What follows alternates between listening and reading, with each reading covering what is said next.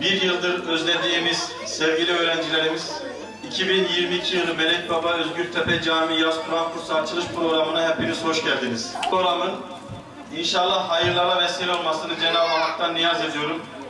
Sizler bizim için önemlisiniz. Bizlerin yarınlarısınız. Anne babalar, Peygamber Efendimiz bir hadisinde şöyle buyuruyor: bir ebeveyn çocuğuna güzel ahlaktan daha büyük bir miras bırakmış olamaz. Ülkemizin çeşitli kademelerinde görev aldığınızda hep sizin hatıralarınızda, hep sizin dualarınızda kalacak. Bu zamanlar sizler için önemli, kıymetli.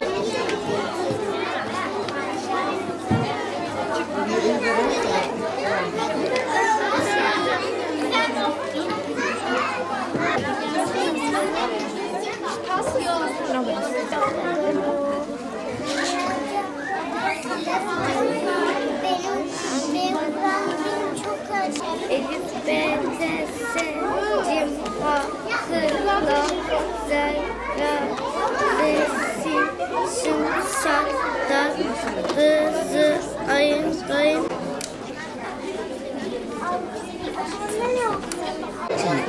Burada ateş var. Mesela şu anda bile burada ateş kimse tutamıyor. Suriyeli 14. Nasıl diyorlar?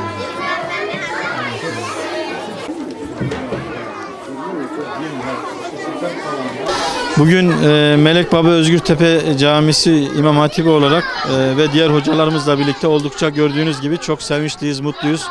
Öğrencilerimizi özledik. Pandemi süreci bayağı bizi onlardan uzaklaştırmıştı, kopartmıştı. Ama hamdolsun geçen sene tekrar aynı coşkuyu, heyecanı yaşamaya başladık. Bu sene daha da artarak devam ediyor. Peygamber Efendimiz sizin en hayırlınız Kur'an'ı öğrenen ve öğretendir buyuruyor. Dolayısıyla insanlığın en hayırlarından biri olabilmek için bu hizmeti burada aşkla, şevkle, diğer hocalarımızla birlikte bize destek veren devlet büyüklerimiz ve imkan sahibi kardeşlerimizle beraber, hoca kardeşlerimizle beraber haz ve hız çağının yaşandığı şu dönemde çocuklarımızı bekleyen tehlikelerden nasıl kurtarırız, koruruz? Bunun gayreti içerisindeyiz.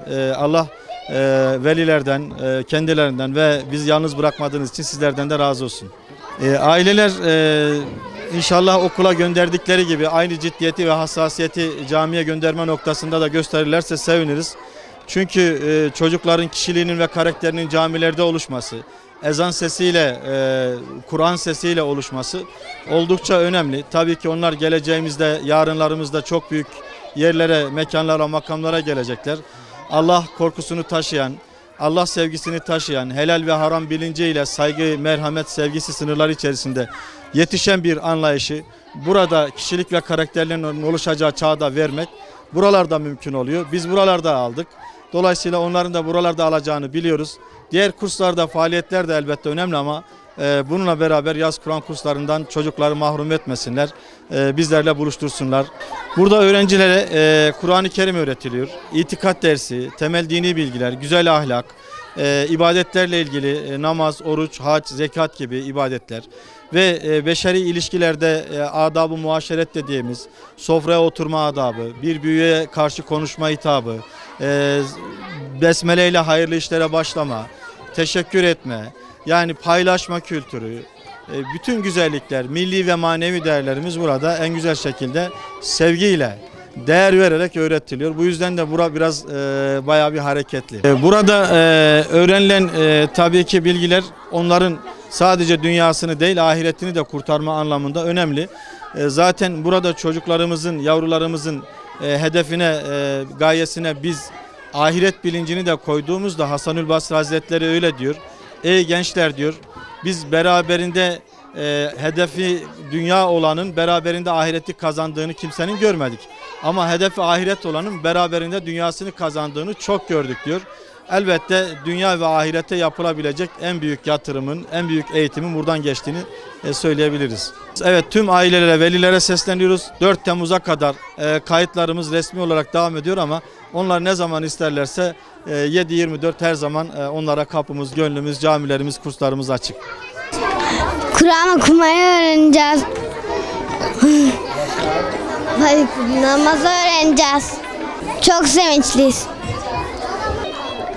Allah rızası için geldik ve Kur'an okumak, namaz kılmak için. Kur'an öğrenmeye geldik, namaz öğrenmeye geldik. Abdest almamızı öğretiyorlar. Dua okuyoruz. Okuduğumuzda bize kek, meyve suyu, güzel okuduğumuzda Kur'anları geçiyoruz hocam. Camide geçireceğiz yaz tatilimizi. Çok seviyoruz, çok memnunuz.